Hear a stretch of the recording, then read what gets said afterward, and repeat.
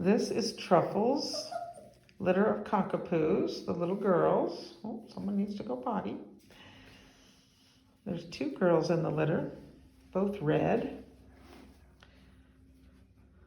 Come back here, girls. They're hiding behind this little piece of fencing. There we go. So the orange girl is girl number 1, and the white collar girl is girl number 2.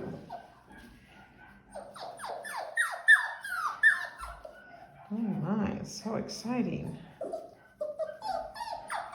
So exciting, isn't it, babies? Yes, I know. You'd like to be picked up. That's girl number 2 making all the fuss. Girl number 1's over there exploring.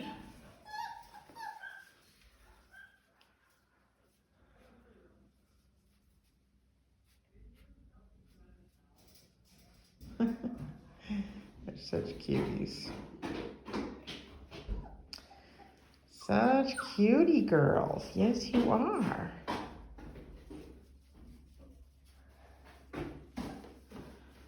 Little tails a wagging. These pups, the whole litter tested really well. They're absolute sweethearts. But their mother and father are definitely sweethearts too. Truffles, the mom, is the most cuddly, loving, affectionate, just kind. She's just kind. She's not mean to other dogs. She's never mean to kids. She's just a kind dog.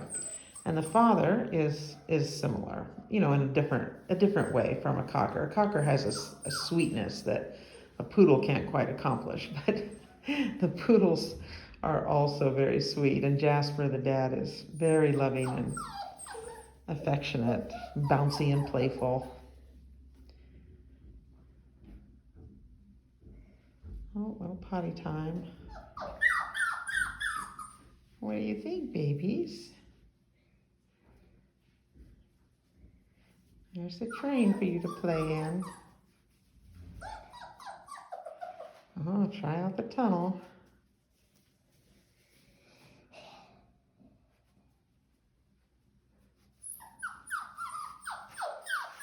Such good little girls. When you start to leash train your puppy, now these collars are just identification collars that are on them, but when you start to leash train your puppy, you want to put a collar and leash. I really don't believe in harnesses because harnesses cause dogs to pull. So, you know, once your dog walks nicely with a collar, then you can use a harness if you'd rather. But start with a collar so that the puppy doesn't pull. And so what I do first is put the collar on the puppy, if you have tags on it, whatever, on there, and let the puppy get used to that for a day. Then the next day, I snap the leash on, and I let the puppy drag that around, and they carry it in their mouth, and, you know, they have a good time with it. So that it just becomes something they're not unfamiliar with. It becomes familiar. And then I like to take little treats. I use like Cheese Whiz, that canned cheese. It's horrible stuff for people, but it's great for dogs. My kids, they see people eating that cheese and they think that's so disgusting because we always give it to dogs. Anyway, a tiny little speck on the end of the Cheese Whiz bottle, I give them every time. I say the puppy's name, puppy, puppy, puppy, and I pull on the leash the slightest bit and I offer the cheese. And I do it over and over, and within a day or 2 at the most, your puppy will be following you for the cheese. Keep doing that for a few more days. Hey, what is it? All this fussing. What's all this fussing? She's missing her brothers. I separate the puppies for the videos. So she was missing her brothers, I think.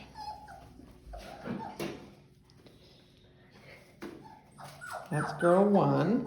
And the one that's fussing is girl 2. And I would say that she is a little bit fussy, so be prepared for that with her.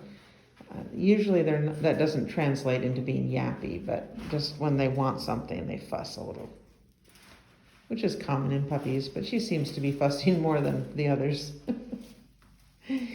So anyway, back to the training. And so leash training is a good thing.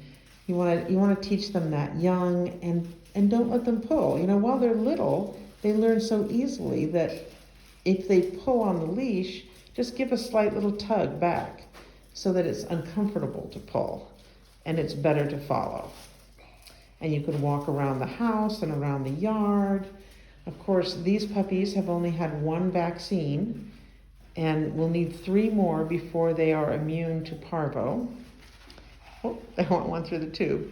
So you want to keep them home in your yard, in your house, for the 8 weeks that it takes to get the other 3 shots in. And your vet will put you on a schedule. The thing to remember with puppy training, though, is training leash or sit or tricks. If you do it for 5 minutes every day, you will have an incredibly well-trained dog. It's consistency. Do it every day. Do it for 5 minutes. It really doesn't take long at all. And the puppy will learn a little bit more every day. So I teach the leash first, 5 minutes a day. Then I teach sit. I teach down a little bit later because that's a hard one for whatever reason. So after sit, I tend to teach a puppy to jump through a hoop. I love teaching them to jump through hoops. It's really fun. And you can get a little hula hoop, at the dollar store, or I can't remember what I've used. Oh, I've used tennis rackets that you cut the netting out of. Those work great too. And you can cover it with duct tape to make it more colorful, like a circus hoop. And the kids love that.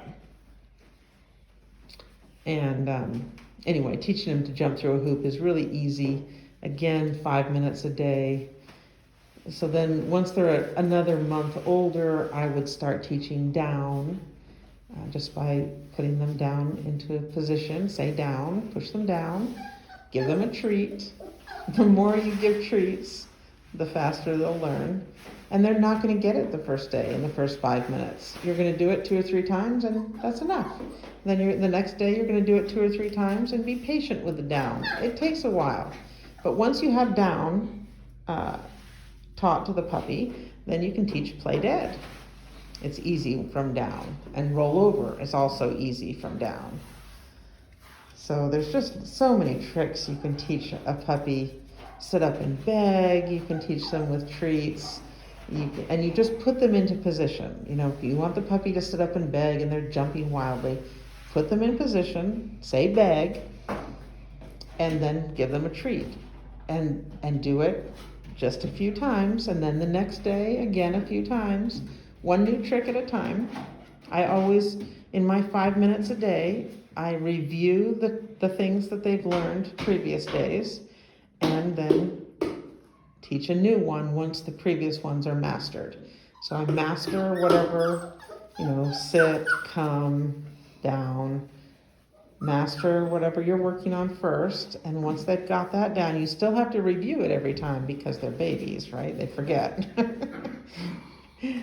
And then just keep on with a new trick. And you can find lists of tricks and how to teach them on the internet. You can also buy a book of dog tricks and how to teach them from Amazon.